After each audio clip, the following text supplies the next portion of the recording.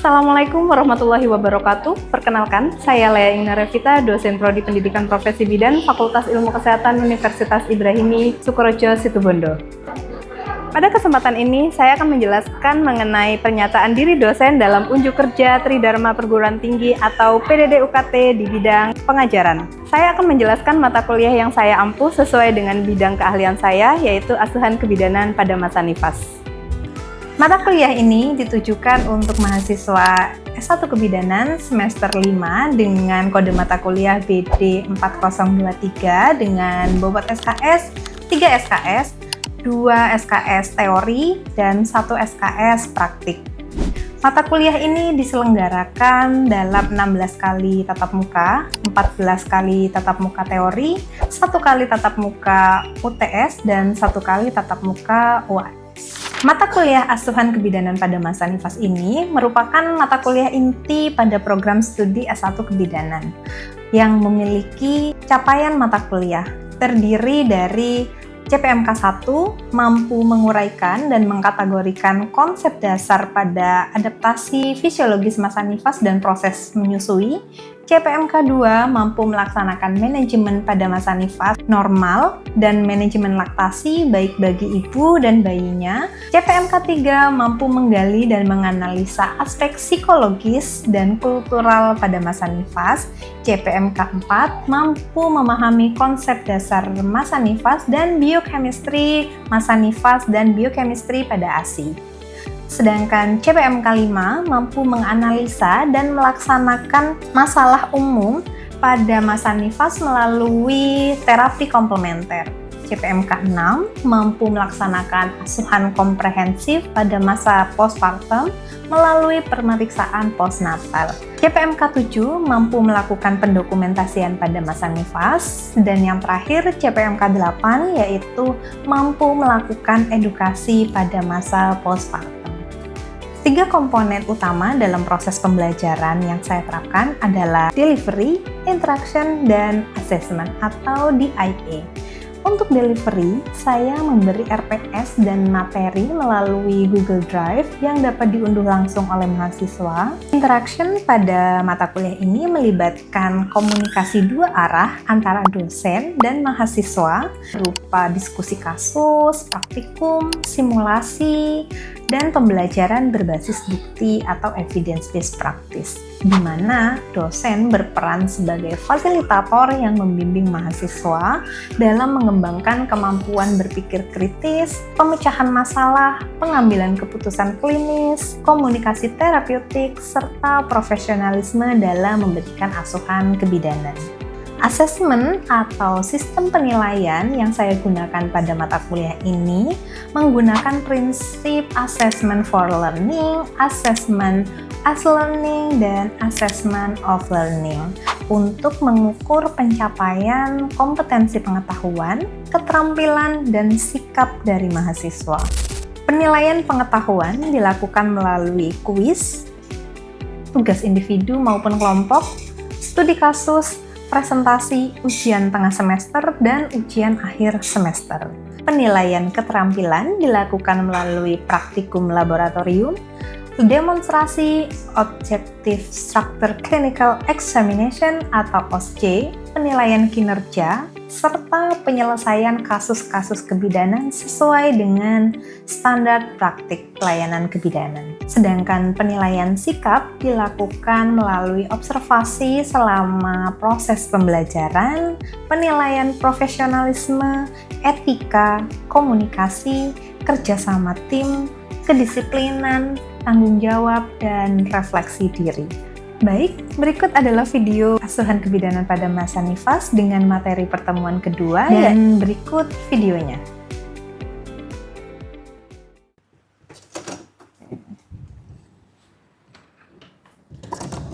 Assalamualaikum. Bagaimana kabar teman-teman hari ini? Alhamdulillah sehat, Ibu. Oke, pertemuan kali ini masuk pertemuan kita yang kedua tentang asuhan kebidanan pada masa nifas. Sebelum kita mulai materi hari ini, Ibu absen terlebih dahulu ya. Ya, Ibu.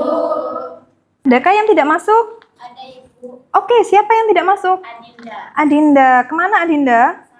Sakit. Oke, baik. Semuanya hadir ya? Hadir. Oke, terima kasih. Sebelum kita memulai mata kuliah hari ini, alangkah baiknya kita berdoa. Silakan dipimpin berdoa.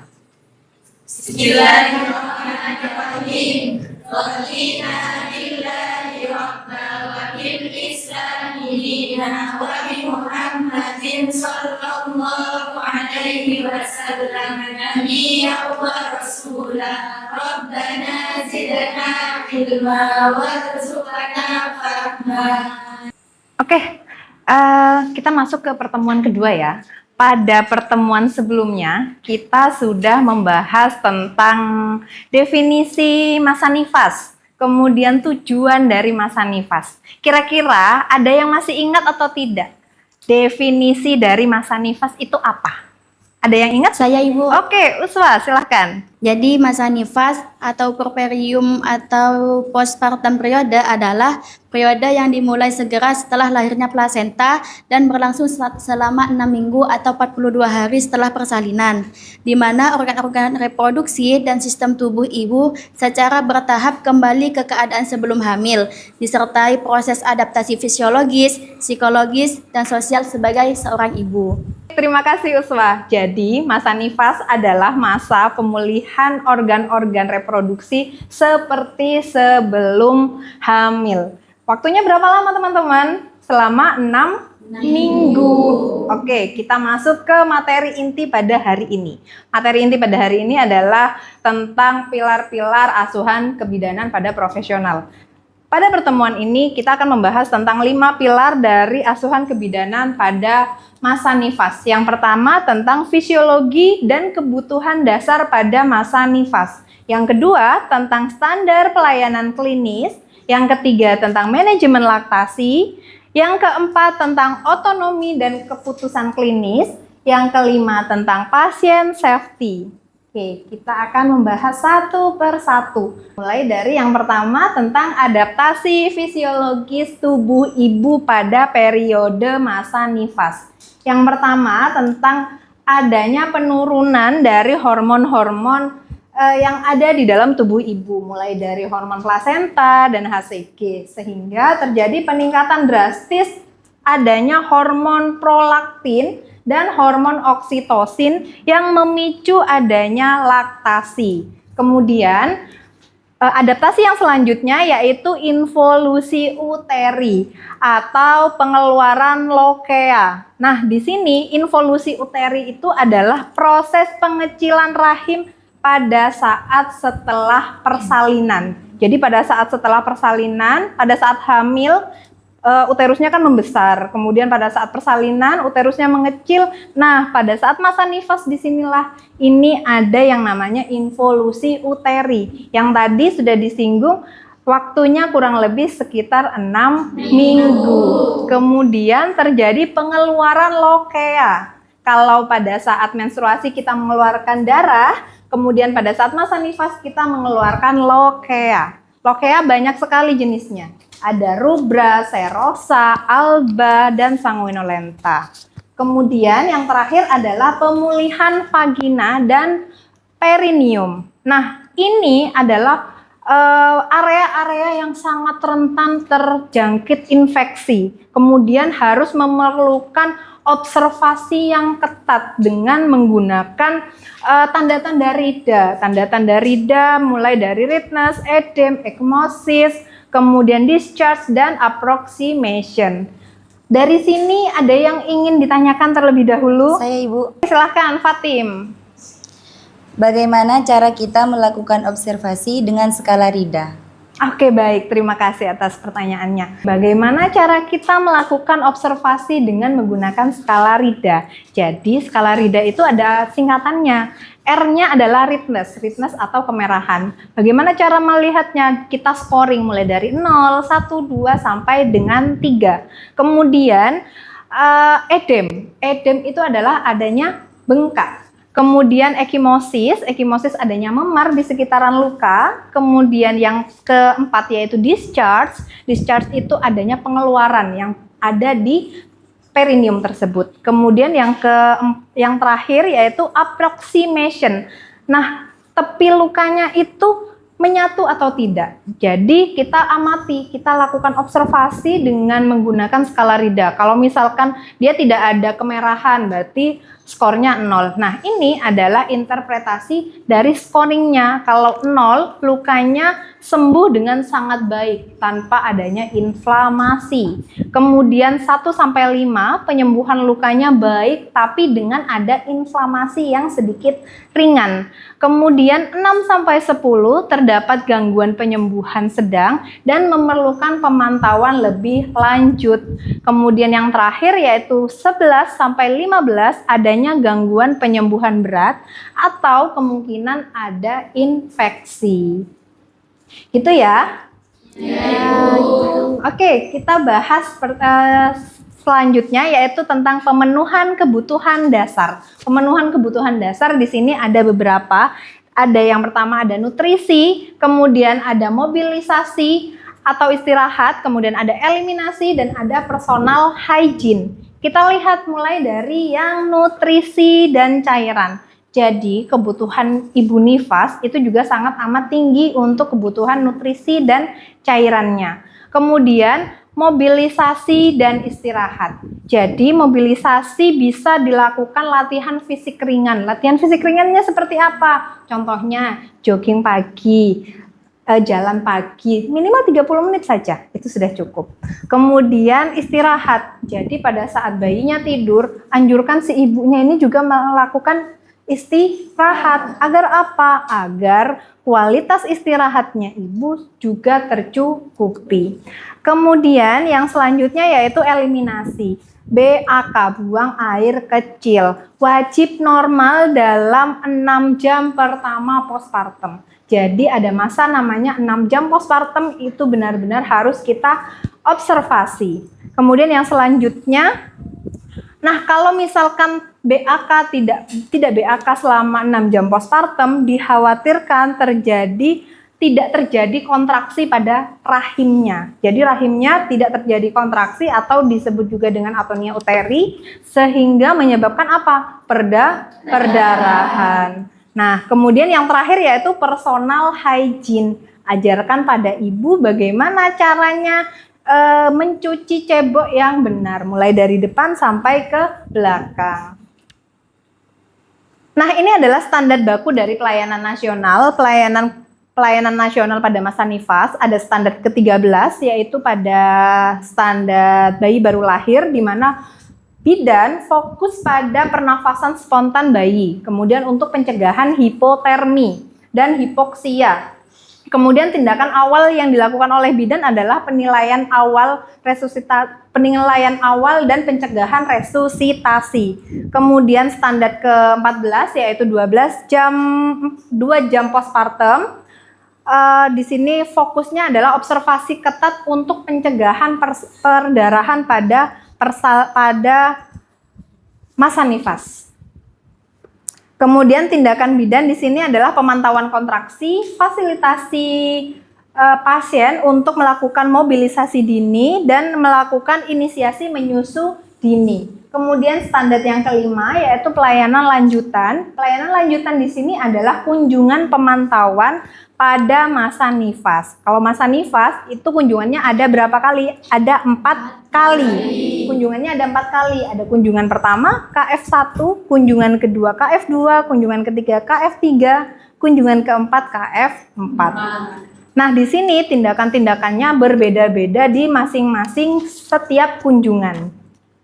Nah, di kunjungan 1, kunjungan 6 jam sampai 2 hari postpartum, di sini masa-masa kritis penyelamatan dari si ibu nifas, di mana fokusnya adalah pemantauan kontraksi uterus supaya tidak terjadi perdarahan, kemudian melihat pengeluaran lokeanya, kemudian deteksi adanya perdarahan pada postpartum. Kemudian untuk KF2 yaitu hari ketiga sampai dengan hari ke-7. Di sini fokus dari bidan di sini fokus untuk Memastikan involusi uteri berjalan dengan normal. Berjalan dengan normal, tidak ada infeksi, tidak ada demam, kemudian mobilisasinya baik, kemudian nutrisi dan cairannya juga bagus. Nah, itu di hari ke-3 sampai hari ke-7 memasuki KF3 atau kunjungan nifas yang ketiga, yaitu pada hari ke-8 sampai hari ke-28.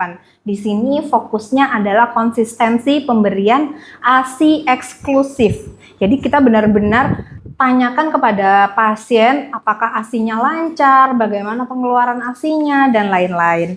Kemudian memasuki fase yang terakhir yaitu KF4, kunjungan masa nifas yang keempat, di mana fokusnya sudah bergeser. Di sini dimulai dari hari ke-29 sampai hari ke-42. Fokusnya di sini adalah penyelesaian dari masa nifas, kemudian konseling tentang pelayanan kontrasepsi. Jadi kita tanyakan kepada pasien, Ibu nanti pada saat setelah selesai nifas mau menggunakan kontrasepsi apa? Mau kontrasepsi pil KB, kemudian suntik, IUD implan atau apapun. Sesuai dengan kebutuhan dan yang dibutuhkan oleh pasien. Kemudian bagaimana penanganan masalah pada ibu menyusui? Biasanya ibu menyusui itu banyak sekali masalahnya. Salah satunya adalah payudaranya bengkak. Jadi kalau payudaranya bengkak, apa yang bisa kita jelaskan? Apa yang bisa kita tawarkan kepada ibu? Contohnya kompres hangat ataupun kompres dingin. Kemudian kita juga bisa melakukan masase. Tapi selain itu kita juga harus tahu penyebabnya si ibunya ini mengalami payudara bengkak itu apa. Kemudian yang selanjutnya yaitu kalau sudah payudara bengkak ini tidak teratasi, masalah yang selanjutnya akan terjadi mastitis, di mana tanda gejalanya adalah payudara menjadi kemerahan, kemudian keras. Juga kadang biasanya disertai dengan nyeri. Nah, solusinya apa? Bisa kita tetap memberikan ASI kepada bayinya, kemudian kolaborasi medis untuk pemberian antibiotik atau analgesik. Kemudian masalah yang selanjutnya, kendalanya biasanya pada ibu yang bekerja, jadi kita bisa berikan solusi dengan menggunakan breast pump. Jadi nanti ASINya kita pump, kita tampung, kemudian baru diberikan kepada bayinya pada saat si bayinya membutuhkan. Nah, yang selanjutnya yaitu aspek psikologis dan aspek kultural, di mana adaptasi psikologis ibu itu ada beberapa. Yang pertama yaitu adalah taking in, di mana hari pertama sampai hari kedua, ibu di sini sudah mulai bersikap pasif.